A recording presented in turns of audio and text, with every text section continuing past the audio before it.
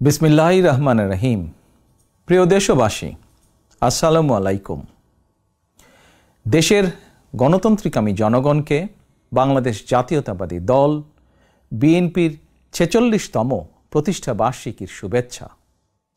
প্রতিষ্ঠার পর থেকে আজ পর্যন্ত রাষ্ট্র পরিচালনা কিংবা বিরোধী রাজনৈতিক দল হিসাবে দেশে গণতন্ত্র এবং মানুষের অধিকার প্রতিষ্ঠার প্রতিটি আন্দোলন সংগ্রামে বিএনপি দেশ এবং জনগণের স্বার্থ সমুন্নত রেখেছে। এ কারণেই শত প্রতিকূল পরিস্থিতি পেরিয়েও দেশের গণতন্ত্রকামী জনগণের কাছে স্বাধীনতার ঘোষকের দল বিএনপি সবচেয়ে জনপ্রিয় এবং বিশ্বস্ত রাজনৈতিক প্রতিষ্ঠান। যাদের নেতৃত্বে, যাদের আত্মত্যাগে, যাদের শ্রম, ঘাম, মেধায় বিএনপি আজ সারা দেশে জনগণের কাছে বিশ্বস্ত প্রতিষ্ঠানে পরিণত হয়েছে, দলের প্রতিষ্ঠা বার্ষিকীর এই শুভ লগ্নে তাদের সবার অবদানকে আমি শ্রদ্ধার সঙ্গে স্মরণ করছি। প্রিয় দেশবাসী, দেশ বর্তমানে ইতিহাসের এক সন্ধিক্ষণে এসে দাঁড়িয়েছে। ছাত্র জনতার আকাঙ্ক্ষার বৈষম্যহীন বাংলাদেশ গড়ার কঠিন এক চ্যালেঞ্জের মুখে অন্তর্বর্তীকালীন সরকার। হাজারো শহীদের আত্মত্যাগ আর অসংখ্য ছাত্র জনতার নিদারুণ যন্ত্রণাকর পরিস্থিতির মধ্য দিয়ে গত ৫ই আগস্ট দেশ স্বৈরাচার মুক্ত হয়েছে। তবে গণ অভ্যুত্থানের সাফল্য এবং সম্ভাবনা নস্যাৎ করে দিতে স্বৈরাচারের দোসররা এখনও ষড়যন্ত্র অব্যাহত রেখেছে।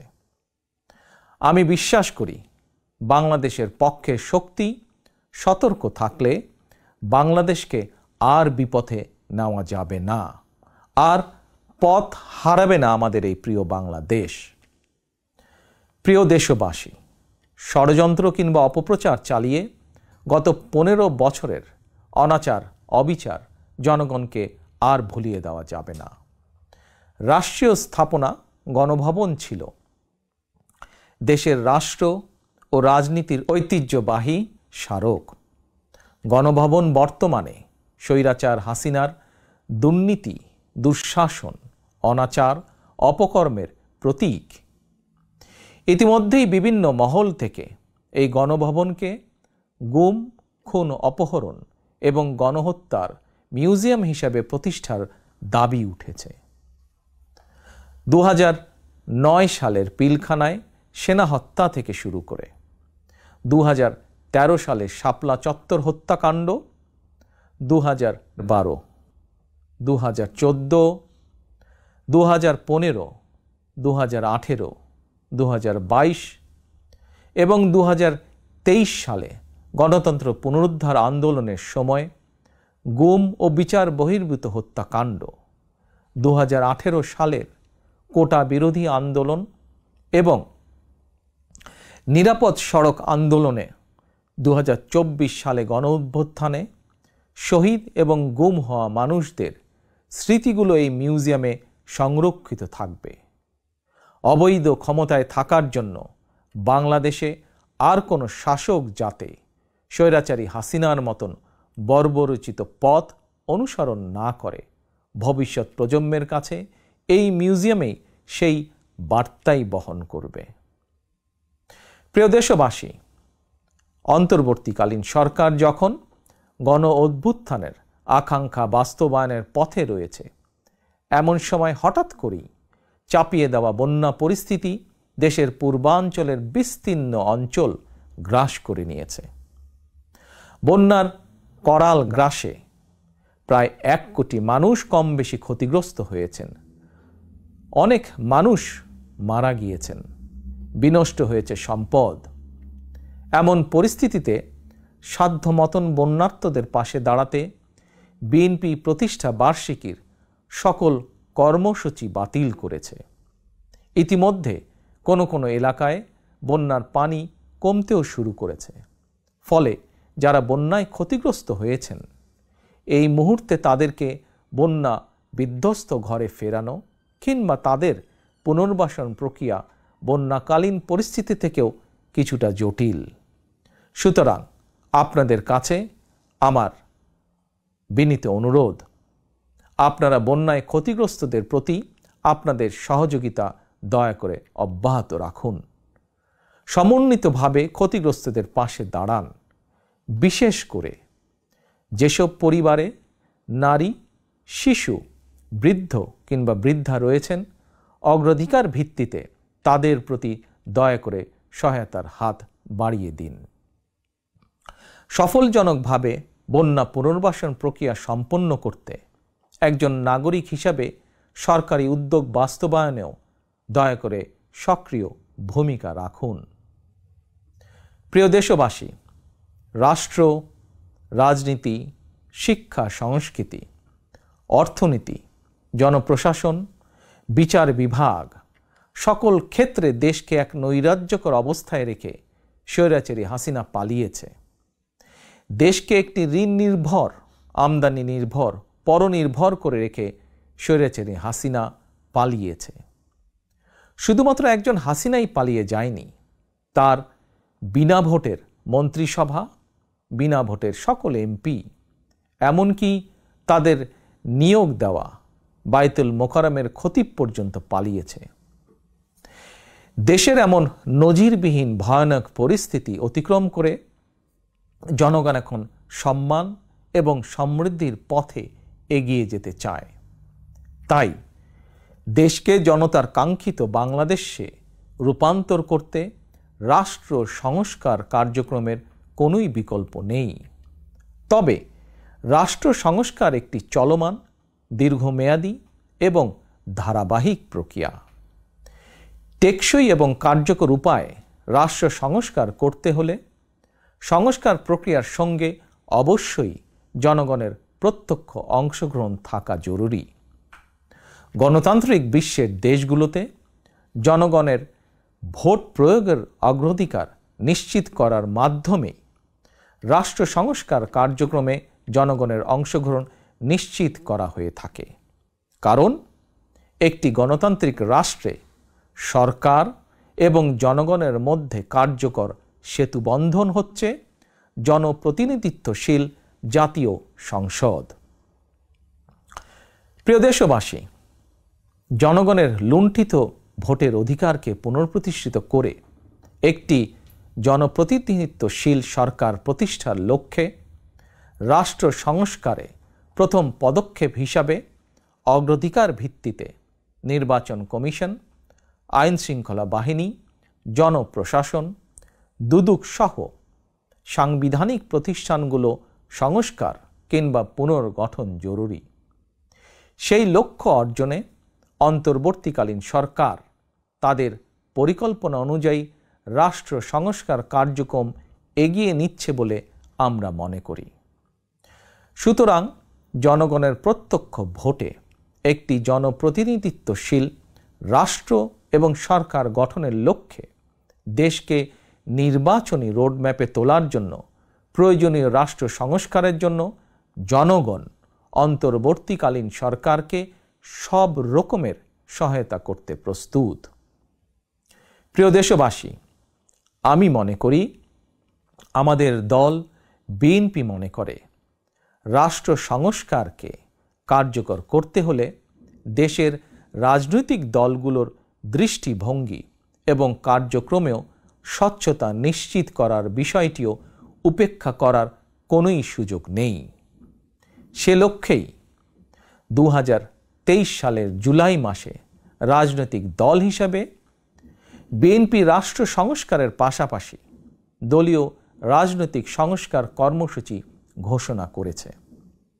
বিএনপি সকল মত ও পথের সমন্বয়ে বাংলাদেশি জাতীয়তাবাদের ভিত্তিতে একটি অন্তর্ভুক্তিমূলক, বৈষম্যহীন ও সম্প্রীতিমূলক সরকার প্রতিষ্ঠা, নির্বাচনকালীন দল নিরপেক্ষ তত্ত্বাবধায়ক সরকার ব্যবস্থা প্রবর্তন, রাষ্ট্রীয় ক্ষমতা ভারসাম্য প্রতিষ্ঠার লক্ষ্যে নির্বাহী বিভাগ, আইন বিভাগ ও বিচার বিভাগের ক্ষমতা, দায়িত্ব ও কর্তব্যের সমন্বয় করা, পরপর 2 টার্মের বেশি কেউ প্রধানমন্ত্রীর দায়িত্ব পালন না করা, উচ্চ কক্ষ বিশিষ্ট আইনসভা প্রবর্তন, এমনকি সংবিধানের ৭০ অনুচ্ছেদ সংশোধন করার বিষয়েও পরীক্ষা নিরীক্ষা করাসহ রাষ্ট্র সংস্কারের জন্য ৩১ দফা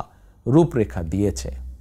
আমি মনে করি, আমাদের দল বিএনপি মনে করে, জনগণের কাঙ্ক্ষিত বাংলাদেশ গঠনের জন্য রাষ্ট্র ও রাজনীতি সংস্কারের বিকল্প নেই।